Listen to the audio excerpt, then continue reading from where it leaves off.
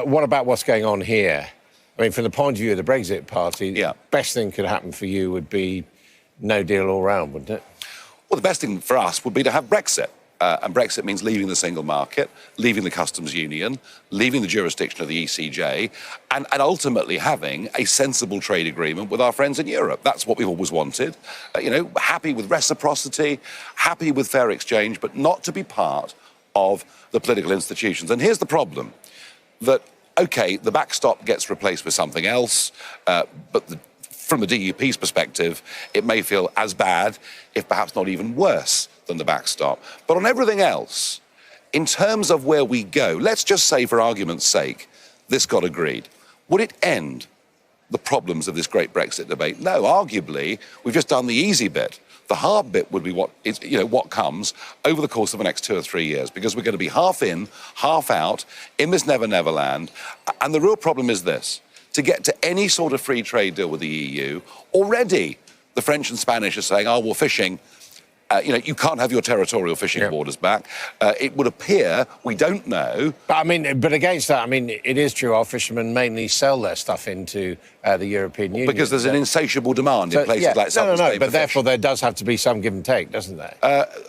No, because there is a big difference between buying and selling goods and actually having management and control of what should be yours. Similarly, with regulatory alignment. If we finish up in a negotiation for the next 2, 3, 4 years about regulatory alignment where they won't give an inch, about building on the existing customs partnership, many of us would say, what's the point of leaving? But against that, do you want Britain to have worse standards in workers' rights, worse standards in a democracy, on the environment? No. This is where the argument goes wrong.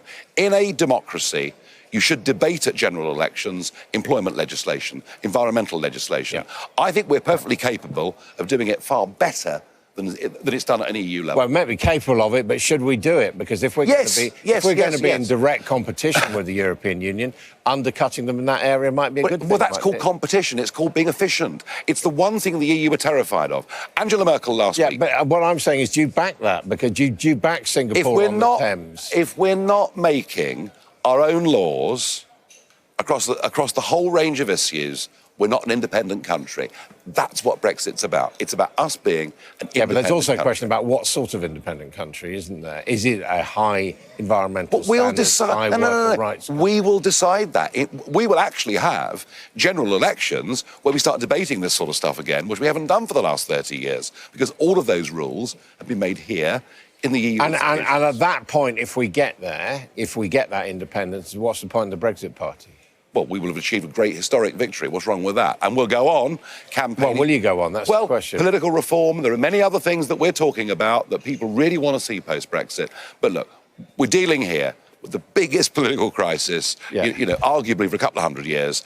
And we want to get this delivered. And if Boris Johnson comes back with just a slight amendment to Mrs May's dreadful EU treaty, and that's what it is, then I think you'll find support for the Brexit party rising very sharply, very quickly. So let's be clear. If Boris Johnson does what he's setting out to do, he gets an agreement and he gets Parliament to endorse it, both pretty big ifs. Yeah, sure.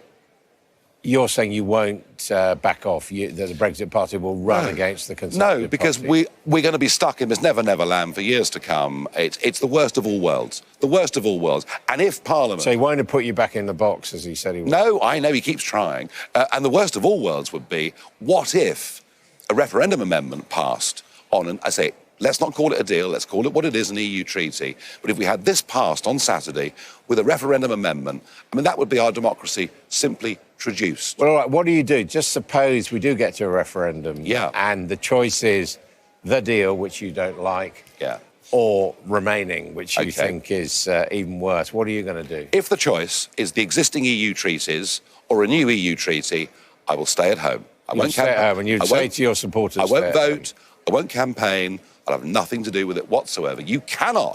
Even to have another referendum is wrong. To have one and not put a credible leave option on the ballot paper would be a democratic outrage. But it might be binding. Well, the last one wasn't binding, so why should the next one be binding? All this situation you've got us into, we might end up remaining after all that, having wasted all this time and energy. I want us perfectly clear, every leading player on the Leave and Remain side said a Leave vote means leaving the single market and leaving the customs union, leaving regulatory alignment, being in charge ourselves of this legislation. And that's what needs to be delivered. And you're saying this deal isn't that? Absolutely not. And as far as yourself, I'm just trying to work this out. So we come to this election, you're running against the Conservatives. Boris Johnson will be saying, presumably, I've taken us out. I mean, you don't stand much of a chance, do you? Well, I tell you what. I don't think whatever's agreed tonight is going to pass on Saturday anyway. So I think that may be an academic discussion. But let me put this to you. If withdrawal agreement 4 fails on Saturday, as I believe it will, I think then Boris Johnson as Prime Minister will drop the idea of this new treaty. And there is the possibility of putting together a Leave alliance for the next general election, and all the numbers and all the polls show... You're saying if he doesn't get a deal, it doesn't get through, that's the moment when Brexit and the Conservatives can start working together.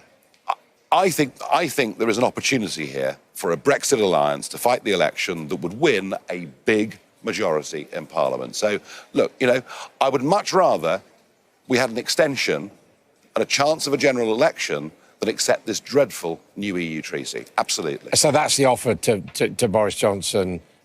Go for no deal and we can talk Turkey. I think in a general election manifesto, you know, he could even talk about going for a genuine free trade agreement. I think getting rid of Mr. Barnier's treaty is the really important thing. Because, I mean, as things stand, if there is an agreement and you run, all you will do is help the Remain parties, won't you? Well, Adam, with respect, you said that to me in 2015. You said that standing 640-odd UKIP candidates would split the Conservative vote. In fact, we hurt the Labour vote in UKIP all those years ago, much more in that election than we hurt the Conservatives. And now that Labour have gone for a full-on second referendum policy, there are nearly 5 million Labour voters that voted Leave. So difficult to predict what the effect of the Brexit Party would be in most circumstances. Nigel Farage, MEP, thank you very much, Steve, for talking to us.